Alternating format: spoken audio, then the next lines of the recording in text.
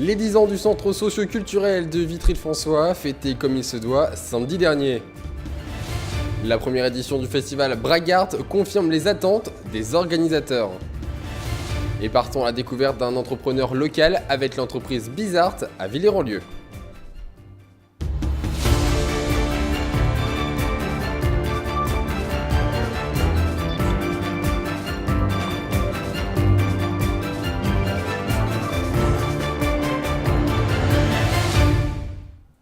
Samedi 30 septembre, bienvenue dans le JT de Puissance Télévision. Avant de développer ces titres, regardons la une de vos journaux locaux. Le journal Voix de la Haute-Marne d'hier, titré sur les contrats aidés. En effet, de nombreux ne sont pas renouvelés depuis peu. De nombreuses associations se retrouvent en grande difficulté. Le journal de la Haute-Marne de lundi titré en une l'incendie qui a ravagé un bâtiment de maintenance dimanche soir dernier aux aciéries Hachette et Driou de Saint-Dizier, dont vous voyez les images tournées par notre équipe. En tout, une soixantaine de sapeurs-pompiers venant de Haute-Marne et de Meuse sont intervenus pour circonscrire l'incendie. Le préfet du département François Souliman avait notamment fait le déplacement dans la soirée. Et je vous le disais en titre, le centre socio-culturel de Vitry-le-François célèbre ses 10 ans. À cette occasion, de nombreuses animations, expositions ou encore concerts étaient organisés dans une ambiance très festive samedi dernier dans le quartier du Hamois. Un reportage signé Nicolas Fontaine. Samedi dernier, un air de fête planait sur le parc Léo-Lagrange de Vitry-le-François. En effet, le centre social et culturel de la ville soufflait sa 10e bougie.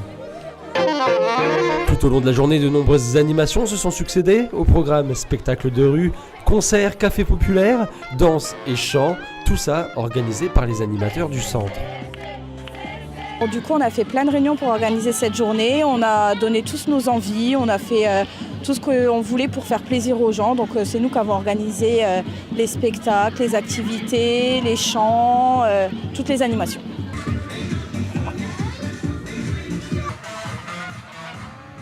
Les 10 ans de notre centre social, c'est surtout un prétexte pour faire la fête avec les gens. Voilà. Un rassemblement pour être ensemble, pour faire ensemble et pour vivre ensemble. Pourquoi c'est important de faire la fête ? Parce que c'est le premier vecteur de rencontre, parce que quand on a des bons souvenirs ensemble, quand on est capable de voir cette journée qui se déroule merveilleusement bien, et ben on se dit que vivre ensemble c'est pas si compliqué et que ça demande finalement surtout que de l'envie. On est une quarantaine avec les salariés du centre social et puis les bénévoles, les adhérents du centre et puis les volontaires tout simplement.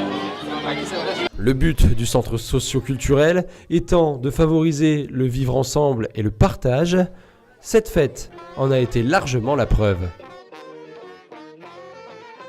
Et cette semaine, sur les réseaux sociaux, nous vous demandions si pour vous le street art est-il une discipline artistique. Vos réponses sont oui à 84% et non à 16%. Et justement, le week-end dernier se déroulait la première édition du festival Bragart à Saint-Dizier où le street art a été notamment mis en valeur. Un challenge réussi pour les organisateurs qui imaginent déjà l'année prochaine. Un reportage d'Audrey Tézan et Nicolas Bell. Le week-end dernier se donnait le festival Bragart qui regroupait de nombreux artistes de Haute-Marne et des départements alentours.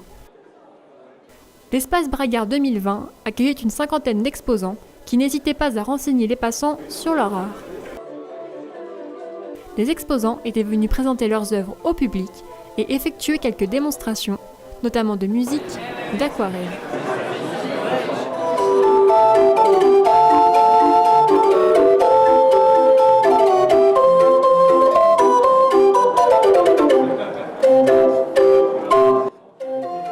Nous avons créé depuis presque un an maintenant, puisque la semaine prochaine, ça fera la première bougie pour l'association Brag Art, qui est à l'origine de ce festival. Et à la suite de visites, des invitations dans des vernissages, où j'ai vu qu'il y avait une pauvreté du public qui arrivait là et que les artistes méritaient mieux que simplement quelques visiteurs autour de leur...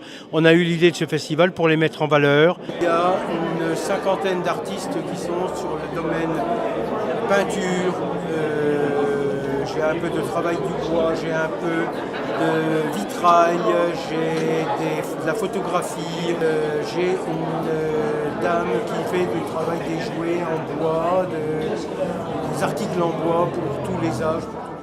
L'église Saint-Martin de Gény avait ouvert ses portes pour accueillir Marc Fratini, un street artiste.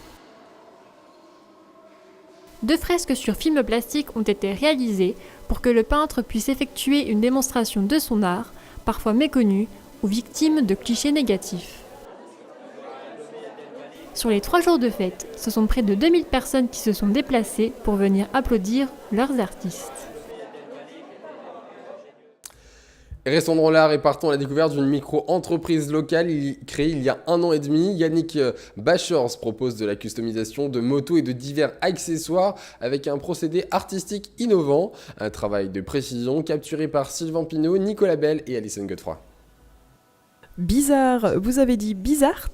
On parle bien de cette micro-entreprise créée il y a 1 an et demi et qui propose de la customisation de motos, de casques et de blousons, divers accessoires par l'intermédiaire de l'aérographie, une sorte de pistolet de peinture à la forme d'un stylo, ce qui permet de créer des détails précis, un travail minutieux, un travail qui demande de la précision, une customisation à la demande ou avec déjà quelques idées, plus de détails avec Monsieur Bachors Yannick.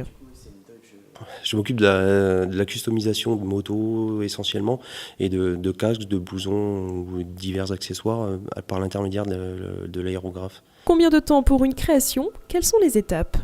En moyenne, il faut compter 1 semaine de travail. Alors, si on compte la préparation, donc tout ce qui est nettoyage, démontage et puis la préparation des fonds, la couleur de fond, et puis après le dessin par lui-même, la décoration et puis le vernis. Il y a tout le début de la préparation du support, il y a le nettoyage, le ponçage pour avoir une surface propre et nette pour pouvoir peindre proprement, quoi. Enfin. Des motifs à la demande du client. Alors là, c'est un peu à la demande du client, ça peut être des portraits, ça peut être des têtes de mort, des flammes dérivées, des effets différents. Je travaille aussi à la feuille d'or, la feuille d'argent, donc ça permet d'avoir des fonds un peu texturés et puis d'avoir des différents types de matières. Donc finalement, un univers plutôt rock. Ouais, c'est un peu l'univers des bikers, donc c'est... Oui, c'est un peu rock'n'roll.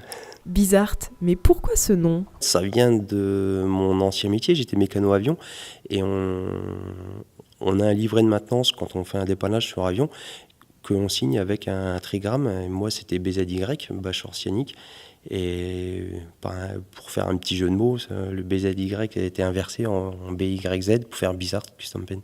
Bizart, c'est aussi des projets pour l'année prochaine. Je vais commencer à préparer pour l'année prochaine. Je pense notamment certainement à Gérardmer et puis d'autres manifestations dans la région, Nancy, Sarcy. Là, dernièrement, j'étais à côté de Troyes, et donc dans un rayon assez proche de Saint-Denis, quoi. Pour les personnes qui seraient intéressées, pour un réservoir, il faut compter entre 400 et 800 €, voire 900 €, suivant la décoration à réaliser.